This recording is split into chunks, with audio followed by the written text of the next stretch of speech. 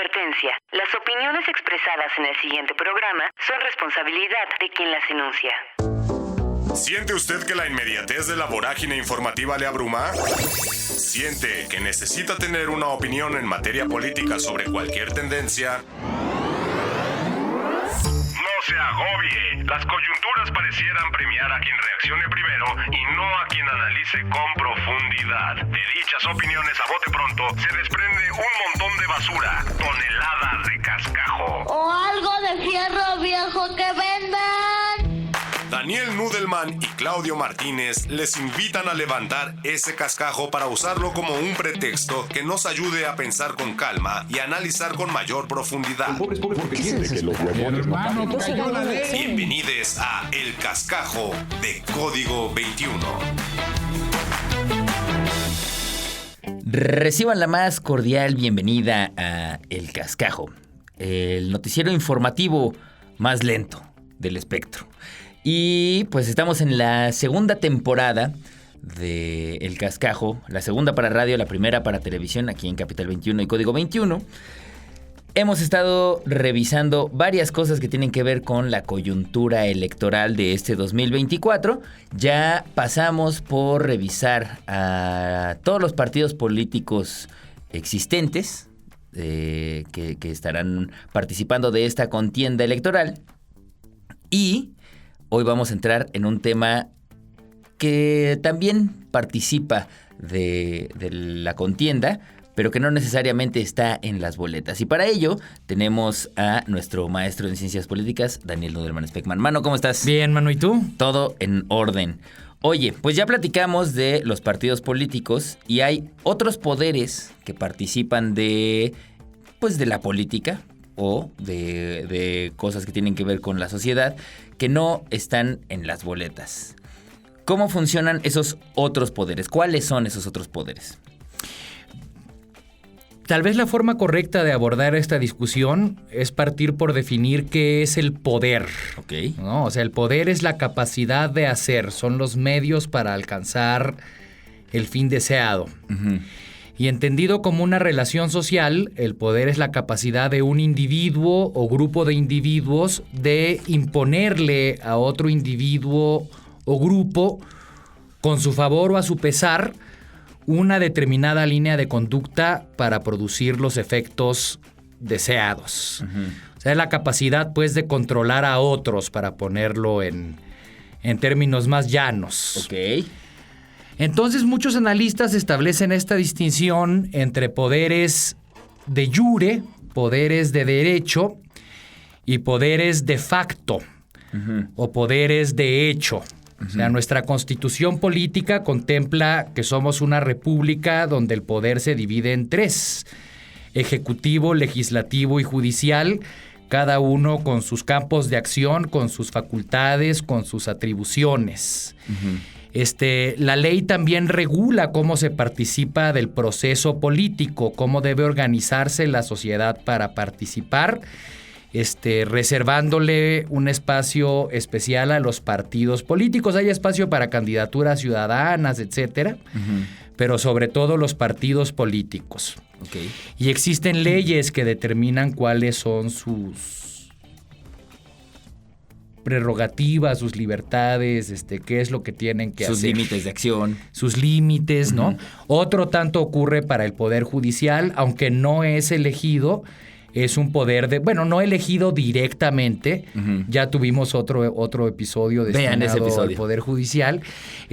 Sí es un poder de derecho, Uh-huh. ¿no? Ahora, lo cierto es que hay otras muchas instancias dotadas de poder. Hay muchos tipos de poder. Uh-huh. La mayoría de los análisis contemporáneos reconocen tres: el poder económico, el poder ideológico, uh-huh, y el poder político.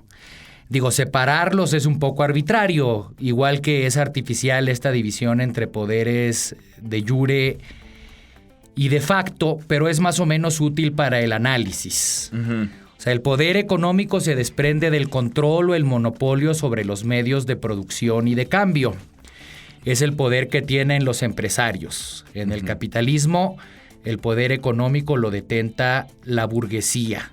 que controla los medios de producción social, y el dinero, que son los medios de cambio. Ujú. El poder ideológico, como sugiere su nombre, se funda en el monopolio sobre los medios de producción intelectual, sobre las ideas. Entonces también hay instancias sociales que son las que crean ideas. La forma en la que nos representamos y entendemos el mundo, en la que nos posicionamos en la realidad y emitimos juicios valorativos, ¿no? Ujú. Entonces, históricamente, una instancia dotada de un inmenso poder ideológico fue la Iglesia. Claro. O sea, la Iglesia te lo explicaba todo, ¿no? Desde cómo surgió el mundo, el Señor lo hizo en 7 días, hasta cuál era tu rol social, cuáles debían ser los valores que normaran tu vida, etcétera. Ujú. En México la Iglesia sigue siendo un poder muy importante. Claro. Hay muchos medios sociales en los que el sacerdote sigue siendo una figura de referencia centralísima. Ujú. Otra instancia dotada de poder ideológico es la academia, ¿no? Los intelectuales. Y en nuestra sociedad, donde los medios de comunicación tienen una inmensa presencia, pues especialmente los intelectuales mediáticos. Ujú. Ahí es interesante introducir una categoría marxista de Antonio Gramsci, que es la de intelectual orgánico. O sea, hay fabricantes de ideas al servicio de determinados intereses o clases. Ujú. Y esos son los intelectuales orgánicos. Ah, ok. Otra instancia con muchísimo poder ideológico, pues son los medios de comunicación masiva, porque son los que visibilizan o a la inversa invisibilizan lo que sabes de la realidad. Ujú. Las O narrativas. sea, hay gente que se entera de lo que pasa en este país en el noticiero de televisión o de radio, Ujú. ¿no? De alguna manera influyen muchísimo en cómo te representas lo que está pasando en este país, y no solo informan y desinforman, porque te digo, visibilizan e invisibilizan, también emiten valoraciones, posicionamientos. No solo pretenden decirte lo que está pasando, sino qué opinión debes de formarte en torno a lo que está pasando. Ujú. De forma muy insistente, repitiendo en ciertas ideas, ciertas nociones, ciertos juicios. O sea, el poder ideológico es clave porque puede mover a la gente en una dirección u otra. Ujú. Y por último está el poder político. Claro. El poder político se funda en el monopolio sobre los medios de coacción social. O sea, en último análisis, las decisiones y políticas que implementa el gobierno son vinculantes, son obligatorias porque están respaldadas por la fuerza física, la violencia virtual desencadenable en cualquier momento. Y para monopolizar esa violencia, el Estado la organiza, la profesionaliza, la uniforma, crea institutos armados como la policía y el ejército y otros instrumentos coactivos como el sistema penal, ¿no? Ahora, la verdad, ese es un recurso reservado para tratar nada más con los recalcitrantes. La mayor parte del tiempo el gobierno consigue una obediencia aquiescente por parte de los gobernados, porque se envuelve ideológicamente en esta noción de legitimidad, ¿no? El poder político, para ser efectivo, tiene que aspirar a la legitimidad, que su autoridad sea vista como necesaria, racional, justa, en fin, que le reconozcas a los gobernantes el derecho a gobernar, ¿no? Tienen que conseguir aceptación, crear consenso. Ok. Porque si tuvieran que estar echando mano de la represión, del expediente de la violencia continuamente, pues no crearían orden público, ese mínimo de disciplina, de cooperación, de orden, necesario para el desenvolvimiento armónico de las más variadas actividades y relaciones sociales. Ok. Lo que ocurre con los poderes fácticos es que no aspiran a la legitimidad. O sea, nadie los tiene que elegir. Nadie los elige, exacto. Nadie los tiene que ver como buenos. Ellos avanzan intereses que a veces son pues muy sectarios y muy egoístas o contrarios al bien público. Ahí tengo una pregunta. O sea, en ese sentido, los poderes fácticos sí buscan popularidad, porque muchas veces de eso comen también, ¿no? Pero no necesariamente legitimidad. Los que ejercen poder ideológico sí buscan, por supuesto, convencer, persuadir, ser atractivos, necesitan credibilidad. Ok. ¿No? Pero el poder económico, pues no necesariamente, ¿no? Claro. Ahora, insisto, querer separar en poder económico, ideológico y político es un poco artificial. O sea, ya vimos cómo el poder político necesariamente echa mano continuamente del poder ideológico para legitimarse y gobernar a través de la persuasión, obteniendo una obediencia aquiescente, activa o pasiva de parte de los gobernados, sin tener que recurrir a la violencia, ¿no? El poder ideológico también ejerce poder político. O sea, los intelectuales que están opinando ahorita en televisión buscan incidir en cómo va a votar la gente. Y el poder económico, pues continuamente crea ideas que presentan sus intereses como los del conjunto de la sociedad. Lo que es bueno para ellos como bueno para todos. Y lo que es malo para ellos como un peligro para México. Y así por el estilo. ¿No? Claro. Entonces están conectados, ¿no? El poder económico compra influencia política, compra intelectuales orgánicos. El poder ideológico puede ser una vía para el enriquecimiento. Como saben muchísimos periodistas chayoteros de este país, ¿no?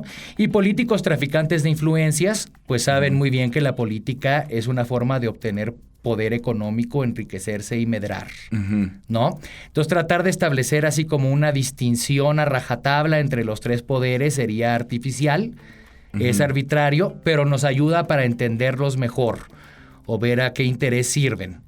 E insisto, otro tanto pasa con esta división entre poderes de jure y de facto, ¿no? Unos y otros quieren de uno y del otro. Claro. Entonces, en ese sentido, y ahorita que profundicemos con quiénes son los que detentan estos poderes más adelante, digamos que no solamente se habla de... Cuando se habla de política, hablamos del poder político, sino que cuando hablamos de política, también tenemos que ver esas otras aristas en las que se inserta el poder ideológico, el poder económico y el poder político, que es el que ya hemos platicado, ¿no? ¿Qué es la política, al fin y al cabo? Es ese conjunto de actividades, organizaciones, instituciones, procesos tendientes a la conquista, ejercicio y mantenimiento del poder, ¿no? Y esta es una lucha que se da en el marco de una sociedad de desiguales, donde siempre va a haber conflicto, donde siempre va a haber crispación, pero al mismo tiempo hay una necesidad de orden. El orden público es el fin mínimo de la política, crear esa cooperación, esa armonía que permita avanzar cualquier meta, cualquier objetivo ulterior, ¿no? Entonces, es inseparable de la lucha por la riqueza, es una dimensión más del problema, una expresión superestructural de las diferencias que hay en la estructura social. Ahí está. Buenísimo. Pues con esto cerramos este primer segmento. Este primer segmento del Cascajo. Y regresamos. Están ustedes en Código 21 y Capital 21. Lo importante no es pensar primero, sino saber pensar. El Cascajo. Las frases cortas, contenidos efectistas o hilos amarillistas a veces parecen argumentos contundentes, pero no lo son. Porque las respuestas bien expuestas necesitan más desarrollo, calma y profundidad. Te presentamos verdades que no penden de un hilo. Al poder se le cuestiona. Es una frase que hemos visto en innumerables publicaciones para justificar sus críticas al gobierno, cosa con la cual, en principio, estoy completamente de acuerdo. Donde me parece que la puerca tuerce el rabo, en esta declaración, es que habitualmente se refieren al poder político. Está muy bien cuestionar al poder político, sobre todo porque les elegimos y porque esperamos que su gestión sea en favor de la población.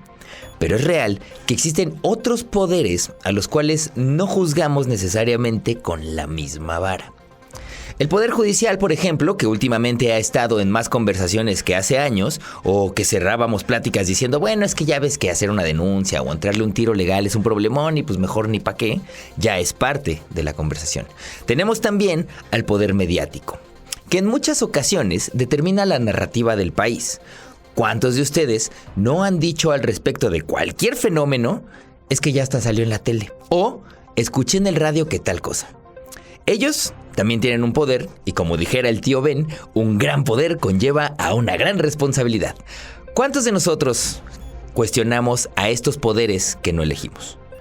Parte importante de la democracia está en preguntarnos por qué creemos lo que creemos, por qué apoyamos ciertos movimientos o incluso por qué preferimos no entrarle a algunas discusiones. Y ese es un trabajo personal. Pero hay otros que pasan por la regulación del Estado. Y en todo caso, habría que cuestionarse que solamente haya una narrativa dominante en espacios mediáticos. Las concesiones del espectro radiofónico y televisivo las otorga el Estado.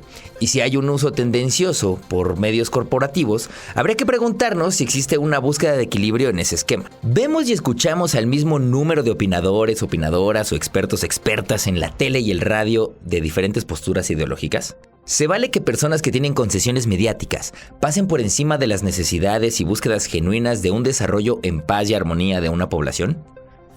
En algún momento, las redes sociales abrieron esa oportunidad y actualmente hay muchos filtros que no nos permiten opinar desde la misma tranquilidad.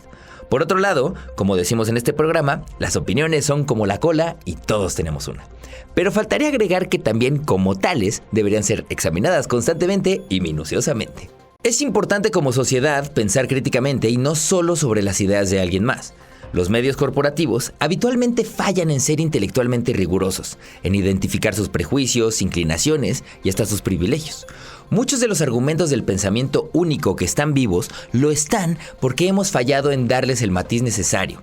Se generan falsas dicotomías usando dos puntos en discordia y supuestamente completamente contradictorios. Hay una tendencia en los medios corporativos a estar en contra de las cosas, lo cual era muy sencillo siendo adolescentes, pero seamos realistas, necesitamos crecer. Porque esa narrativa sí determina mucho el ánimo de quienes somos espectadores. Tenemos el poder de no seguir o ver o escuchar lo que salga de estos espacios o de esos actores con poder mediático. Pero regresando al inicio de este espacio, a ese poder también se le cuestiona, incluso a nosotros que les hablamos desde este micrófono.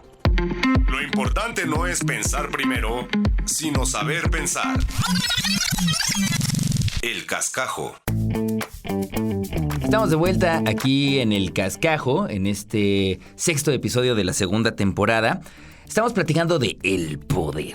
El poder más allá de solamente la política.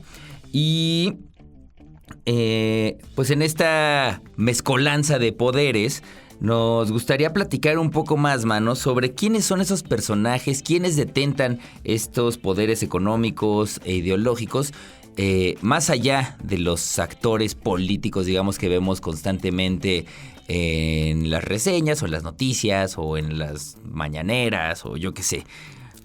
Muy bien. Pues habría que empezar, por supuesto, por el poder económico. Insistiendo en la definición, son los que monopolizan los medios de producción y de cambio. En una sociedad capitalista, la burguesía, el empresariado. ¿No? Y los empresarios en México, desde la década de los 70 y muy claramente desde la década de 1980, le apuestan a un modelo económico neoliberal que cifre todas las esperanzas de desarrollo en la iniciativa privada y que muchas veces transfiera fondos públicos o recursos públicos a manos de particulares. La burguesía en México tiene, por supuesto, una historia, bueno, no tan larga como la burguesía de los países que fueron cuna del desarrollo capitalista, pero sí del siglo XIX, último cuarto del siglo XIX, luego esta burguesía de invernadero que se desarrolló al calor de las políticas desarrollistas de los años 40 a los 70. Y bueno, esta gran burguesía que existe ahora, mucha producto un poco del salinismo, que surgió de esa mega transferencia de recursos públicos a manos privadas que inició con la implementación del modelo económico liberal y que incluso ya antes de eso había empezado a articularse para participar, ¿no? Creando vehículos como el Consejo Coordinador Empresarial. Sí. Y otras cámaras empresariales grandes y pequeñas, y que han buscado tener una injerencia fuerte en el proceso político reciente. En un momento dado se contempló incluso que el presidente de una cámara empresarial, que era Gustavo de Hoyos, fuera candidato a la presidencia, y se supone que la eminencia gris, ¿no? El empresario que tras bambalinas está dirigiendo todos estos esfuerzos es Claudio X González. Entonces ahí tenemos a un actor bueno, es que es un actor político, nada más que no es un político profesional visible que se está postulando a un cargo de elección popular y que por lo tanto tiene que rendirle cuentas a la opinión pública sobre su gestión o tiene que respetar los lineamientos del INE, ¿no?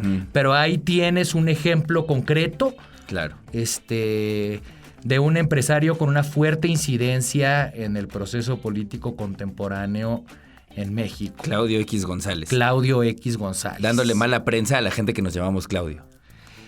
El nombre Claudio ya para mí es un nombre, en fin, abominable. Y ya la X, por doble y triple motivo, la X ahorita no me gusta nada. Pero entonces este individuo está haciendo política desde su condición de empresario, ¿no? De su poder económico, ¿no? Y no nada más el suyo, sino en tanto pivote del sector empresarial en México, ¿no? Otro empresario muy influyente en este momento es Ricardo Salinas Pliego. O sea, Ricardo Salinas Pliego es dueño de múltiples empresas, destacadamente esta cadena que te vende cosas buenísimas en abonos chiquitos carísimos, ¿no? Y que tiene hasta su propio banco, pero que también es dueño de un medio de comunicación masivo, que es Televisión Azteca. Entonces vemos a Salinas Pliego muy metido en este proceso, de nuevo defendiendo políticas que son favorables a su interés privado. O sea, Salinas Pliego, gobiernos anteriores para congraciarse con Salinas Pliego y obtener su favor, su respaldo en TV Azteca, pues lo habían hecho recipendiario de unos privilegios inconfesables, con donación de impuestos, que le regalaran hectáreas y hectáreas y hectáreas de Oaxaca para convertirlas en su campo de golf, ¿no? Y con esta administración ha perdido ese trato de privilegio. Entonces lo vemos, no a él, pero a sus personeros de Televisión Azteca, haciendo una muy insistente labor de zapa en contra del gobierno de la Cuarta Transformación. Aunque últimamente sí también a él, ¿eh? Ya lo veremos más adelantillo, pero sí. Cada vez él personalmente figura más, ¿no? A figurar, porque además se ha vuelto, curiosamente, también una suerte de influencer, ¿no? Ahora hay gente allá afuera, lo lamento mucho, que le dicen el tío Richie, ¿no? A Salinas Pliego, y que lo ven como una figura. Un referente, ¿no? De algo, uh-huh. ¿no? Y bueno, ya está hasta promoviendo este discurso de que si el gobierno te agrede y el gobierno no ve por tu seguridad, te armes. No, eso me parece a mí ya de una irresponsabilidad inmensa. Pero no le tiene que rendir cuentas a nadie porque pues no ocupa un cargo público. Y porque no lo puedes castigar ya no votando por él. No, y además es una persona que en su propio discurso advierte que él llegó a la posición a la que estaba por sus propios méritos y por su propio trabajo, y que eso le da la libertad para decir y opinar lo que sea que quiera. El papá ya era dueño de una cadena de tiendas, pero bueno, él tiene sus propios méritos, por llamarlos de alguna manera. Ajá. La iglesia, por supuesto, es otra instancia dotada de poder ideológico en México, cuyos posicionamientos, cuyas ideas influyen en en muchísima gente y los vemos queriendo incidir en el proceso electoral con iniciativas como este plan por la paz, ¿no? Que están viendo allí si van a llamar a que todos los candidatos suscriban, de nuevo, tratando de hacer valer su influencia. Claro. Entonces vemos que hay muchos actores políticos que no son políticos y que influyen en el proceso electoral. Hay que estar alertas, hay que estar avisados de cuáles son los intereses que defienden, porque aunque se quieren mostrar como opinadores cándidos, ¿no? O a veces defensores de la democracia, pues están muy lejos de ser tal cosa, ¿no? Otra instancia dotada de poder ideológico, por ejemplo, este grupo Latinus, ¿no? Y todos sabemos que detrás está el dinero de Roberto Madrazo pintado, ¿no? Entonces vemos cómo hay intereses allí, muchas veces espurios, inconfesables, disfrazados detrás de la labor periodística o de ser ciudadanos o de ser mexicanos en contra de la corrupción o mexicanos por la democracia o dueños de casas encuestadoras. Todas esas cosas modelan la opinión, pero no son actores neutrales, ¿no? Están al servicio de intereses claramente identificables.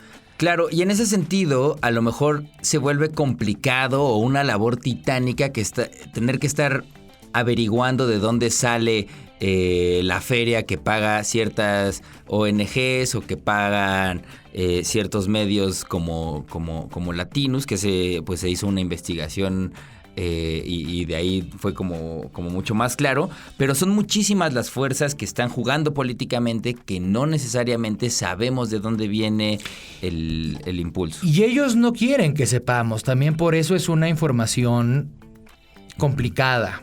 Y que ¿no? tampoco, y en ese sentido, ¿no? Tampoco, como no tienen que rendir cuentas. No son transparentes. Ajá.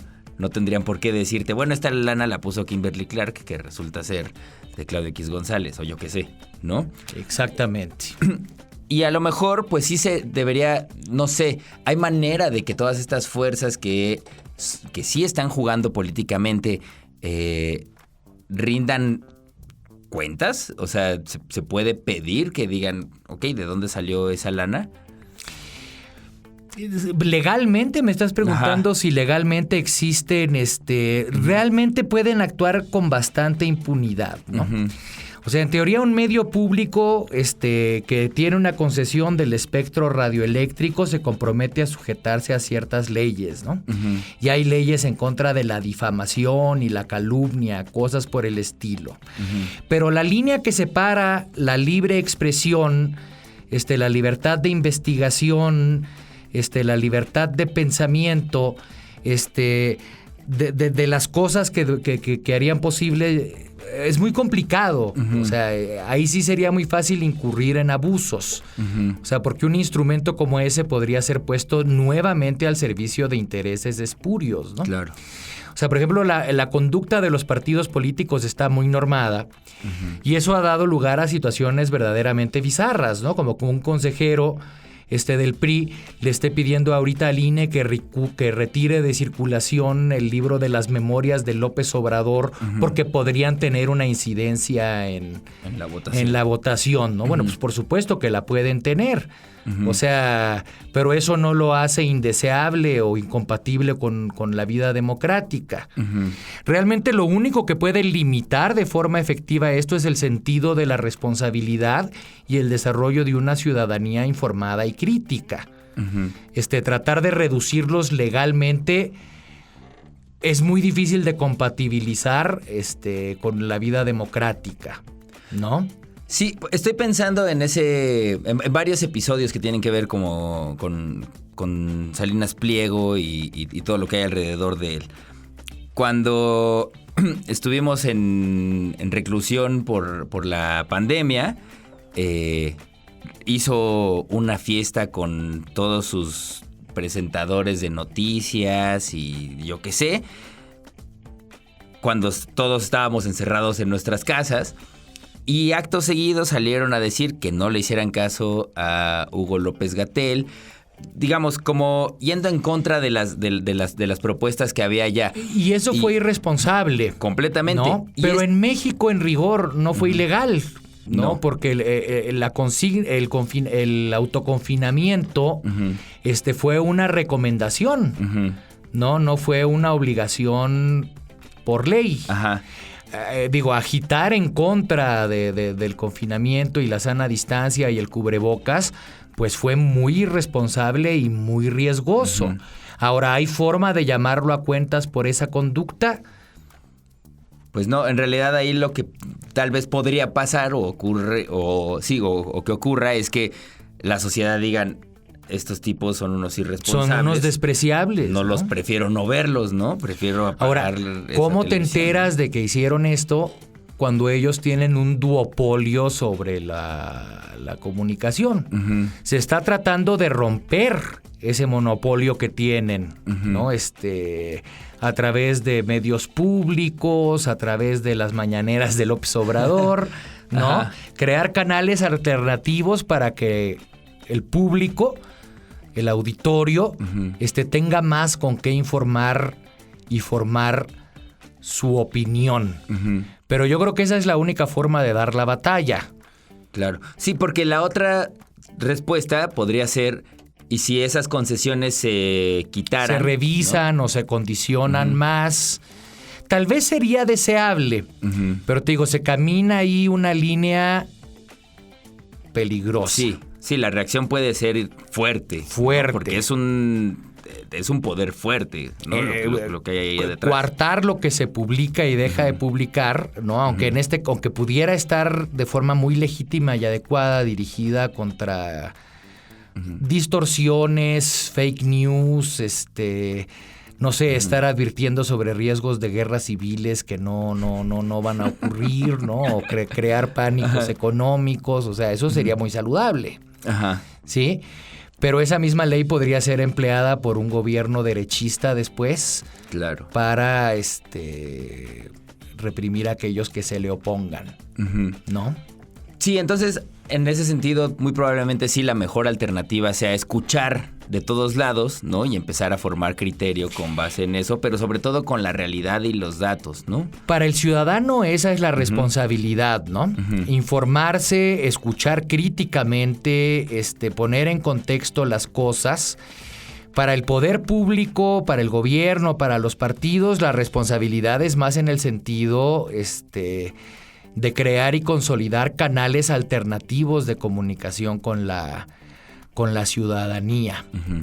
Y frente a las presiones del empresariado, pues sí dotarse de un margen de autonomía relativa, que es un concepto sobre el que yo quisiera tener oportunidad de elaborar un poco más en otro segmento. ¿En otro segmento? Listo. Pues entonces vamos a un corte y regresamos para seguir platicando aquí de el poder en el cascajo.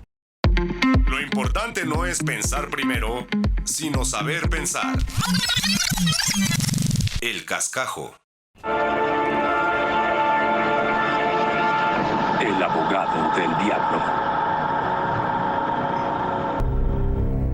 Esto es El abogado del diablo, esta sección en la que me toca ser Kevin Lomax. Y me gustaría poner sobre la mesa, mano, que pues tal vez los políticos no deberían de estar hablando tanto de lo que opinan y deberían dedicarse sobre todo a resolver los problemas del país, a ser ejecutivos. Son nuestros empleados y para eso les pagamos, no nada más para que nos estén diciendo qué piensan. En teoría los políticos sí son nuestros empleados, pero es raro, ¿no? Porque también son nuestros representantes y están decidiendo sobre cosas de interés público. Entonces es necesario que haya una discusión y una reflexión pública sobre lo que hacen y dejan de hacer. O sea, dar opiniones y posicionarse es parte del trabajo del político. Y hacer proselitismo y hacer campaña también es parte del trabajo del político. No es una chamba, ¿no? Como otras. O sea, en teoría continuamente tienes que estar en contacto con la ciudadanía, movilizándola, activándola, poniéndola detrás de las propuestas, o poniendo las propuestas por delante de la ciudadanía para que ésta las evalúe. Es parte de su trabajo estar participando de esta discusión pública. Y bueno, diciendo esto, pues también hacer proselitismo si eres la iglesia o los medios de comunicación masiva, pues también estarían en todo su derecho de dar su opinión, ¿no? Como dijera ese grande, viva la libertad, carajo. Bueno, en México existe una estricta separación entre la iglesia y el Estado. Entonces la iglesia debe abstenerse de interferir en materia política. La iglesia fue uno de los 3 pilares del orden colonial junto a los hacendados y el ejército, y pues esa fue una sociedad muy conservadora y muy retrógrada. Sacar a la iglesia de la arena pública fue posible solo después de muchísimas luchas en las que se vertió muchísima sangre. Entonces la iglesia no está en todo su derecho. Los medios de comunicación están en su derecho de opinar y hacer proselitismo, pero entonces debieran transparentar que es justo eso lo que están haciendo, ¿no? En cambio se quieren presentar como los fieles de la balanza, informadores y periodistas que valientemente están haciendo su trabajo, diciéndonos las cosas como son. No nos están diciendo las cosas como son. Nos están diciendo las cosas para llevarnos a una determinada conducta o actitud política funcional a los intereses que los financian. Si eso se transparentara, yo estoy a favor de que opinen con toda libertad. Lo que no me gusta es que impunemente se pongan al servicio de intereses espurios y lo disfracen. Por lo demás, un gran poder comporta una gran responsabilidad, como decías tú en Verdades que no penden de un hilo.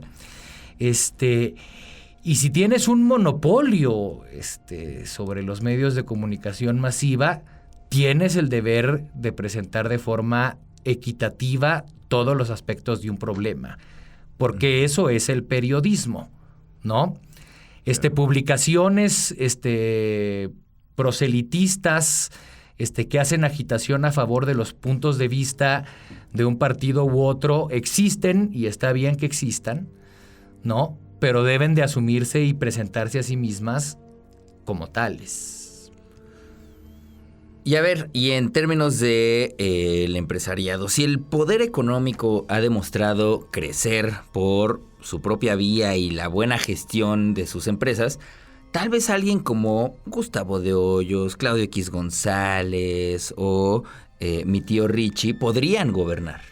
Ya hemos hablado de esto antes, ¿no? O sea, esta idea de que el Estado debe ser reconceptualizado como una empresa, que lo que necesita es un buen gerente que entregue buenos números al final de mes, buenos rendimientos, ¿no? Y que no puede ser así. O sea, el Estado no es una empresa, ¿no? La función pública y la iniciativa privada están al servicio de cosas muy, muy distintas. Por lo demás, ya se le ha dado oportunidad a los empresarios de gobernar este país y pues el saldo no fue muy positivo. Listo, pues con eso cerramos El Abogado del Diablo. Esto es Mentira, Falacia o Berrinche en El Cascajo. Esto es Mentira, Falacia o Berrinche en El Cascajo. Y para hoy tenemos 2 de las personas que hemos estado comentando en este episodio. Así que vamos a ver este primer video de Salinas Pliego en entrevista con Adela Micha. O sea, tú no piensas pagarle al fisco todo lo que le debes. Voy a pelear todo, y no le debo. Ya le pagaste una parte. Sí, y no le debo. ¿No le debes al fisco? No le debo, y por eso peleo. La gente piensa que no pago impuestos. Mira, primero, si tú ves, hace un año publiqué mi declaración. Pagué 300 millones de pesos en impuestos, yo personalmente. Pero las empresas, somos el recaudador número 1 para el fisco porque les quitamos el IVA a la gente y lo entregamos. Le retenemos los sueldos, los impuestos sobre sueldos a todo el mundo y lo entregamos. Tenemos impuestos de importación y lo entregamos. Pero no es suficiente, para estos que quieren más. Y los 9 billones que tienen para el 24 no es suficiente, quieren subir más los impuestos. Mano, Dice Salinas Pliego que no va a pagar porque él ya pagó y no debe nada. Bueno, es una mentira, ¿no? Porque sí debe. Y es un berrinche porque no quiere pagar, ¿no? O sea, a los empresarios nunca les ha gustado pagar impuestos. Pues claro que no. Pues no. A nadie le gusta. No, sí, yo tampoco soy muy fan. Son un hecho sí inescapable de la vida. Sí entiendo por qué los tengo que pagar. Hay que pagarlos, ni modo. Salinas Pliego no los ha pagado, miente cuando dice que ya pagó. Espero que esté mintiendo cuando dice que no los va a pagar porque las arcas públicas necesitan esa feria, ese dinero, y es un berrinche. Ok, ahí está. Ese es el primero de esta sección Mentira, Falacia o Berrinche. Vamos con un segundo momento de esa misma entrevista. O sea, el problema del gobierno es muy sencillo, son dos. Uno, lo que hace lo hace mal. Son malos administradores. Malo para todo, pero fíjate, malo porque, por ejemplo, el sistema de justicia pues no funciona.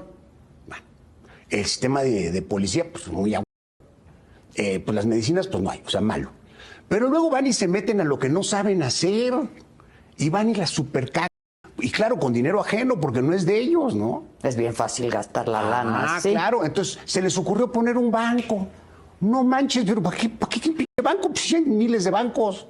Se les ocurrió poner una aerolínea, por favor. Y así nos vamos, ¿no? Una y otra y otra y otra. No saben de negocios, no saben de operar negocios, no deberían estar haciendo negocios, no saben lo que es el servicio al cliente. O si has sido una oficina de gobierno y te atienden muy bien.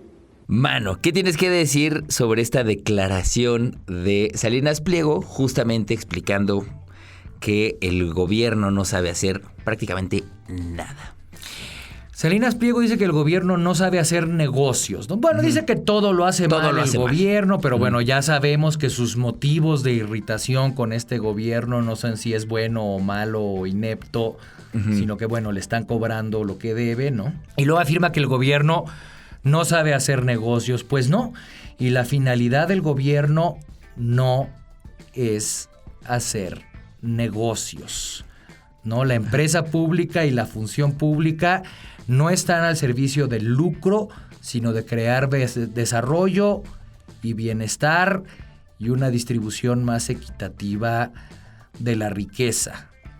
Yo creo que la empresa pública debe aprender mucho en materia de atención al cliente, pero creo que han mejorado, ¿no? Y están mejorando. Y yo creo que la iniciativa privada no lo hace necesariamente mejor.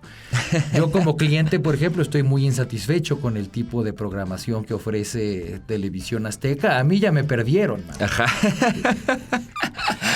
¿No? Claro. Entonces, es una falacia. Ok, listo. Y por último, para este Mentira, Falacia o Berrinche, tenemos este tuit de Claudio X González, de mi tocayo, que dice: ya nos quitaron seguridad, educación y salud. Su intención es arrebatarnos democracia, libertad y Estado de Derecho. Sin embargo, si lo mencionas, se hacen las víctimas. Morena es como el jugador más sucio en el campo de juego que se la pasa gritando foul, foul, foul. Ese es Claudio X González, apenas 30 de marzo de 2024 que publicó eso. Es una mentira, ¿no? O sea, el gobierno no ha quitado ni la salud, ni la seguridad, ni la educación. Más bien está buscando la forma de robustecerlos. Hay muchísimo trabajo por hacer. Eso hay que reconocerlo. Pero por lo menos están dando los pasos decididos en la dirección correcta. ¿No? Y luego, la única libertad que defiende Claudio X González es la libertad de empresa de su sector, de su clase, la libertad de seguir traficando con influencias y saqueando a este país. Entonces, es mentira. Y también se parece un poco al berrinche, ¿no? O sea, también siempre tiene algo de berrinche. Logran combinarlo todo, son muy talentosos, en eso son muy talentosos. En hacer este cóctel explosivo de mentira, falacia y berrinche. Y berrinche. Sí. Ahí está, pues con esto cerramos el mentira, falacia o berrinche de este cascajo. Las opiniones son como la cola. Todos tenemos una. El cascajo. Y ya estamos de vuelta en el cascajo, este es nuestro último segmento y para cerrar se nos quedó flotando ahí un concepto, mano, que mencionaste en la segunda sección, que es la autonomía relativa del Estado. Cuéntanos qué con eso. Muy bien. Como explicábamos en el primer segmento, el poder político, el poder económico y el poder ideológico son inseparables. O sea, visto con rigor científico, el Estado es una herramienta de coacción de clase, ¿no? Platicábamos que la política existe en el marco de una sociedad de desiguales con intereses en conflicto. Algunos de esos intereses se pueden conciliar, algunas de esas contradicciones se pueden resolver, pero otros tienen carácter de antagonismo inconciliable. Son una contradicción inconciliable, ¿no?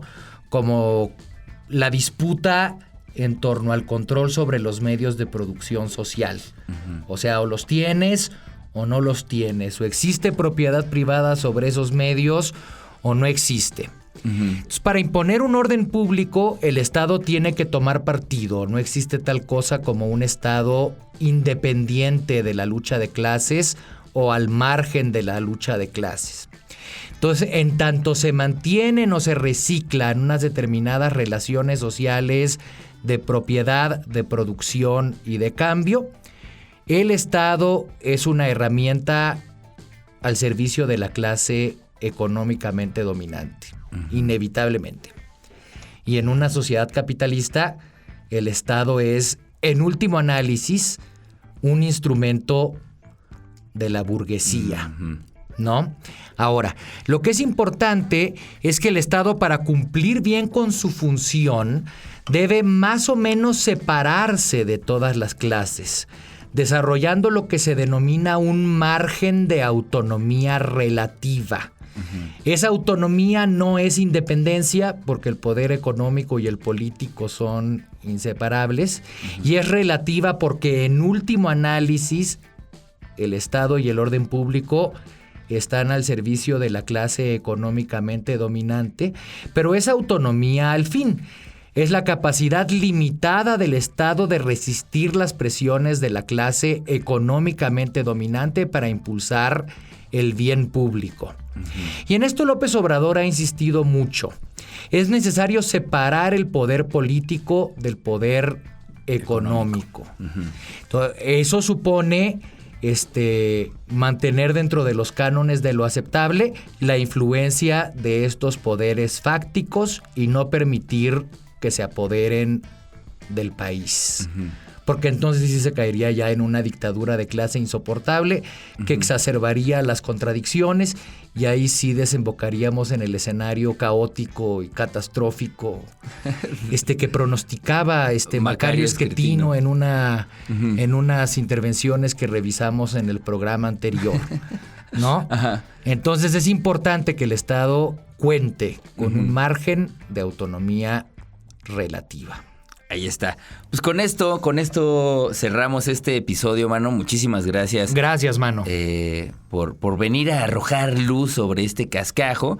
También muchísimas gracias a toda la banda de la producción. Y pues esto ha sido todo por hoy. Nos escuchamos y nos vemos en el siguiente cascajo aquí en Código 21 y en Capital 21. Esto ha sido todo el cascajo de esta semana.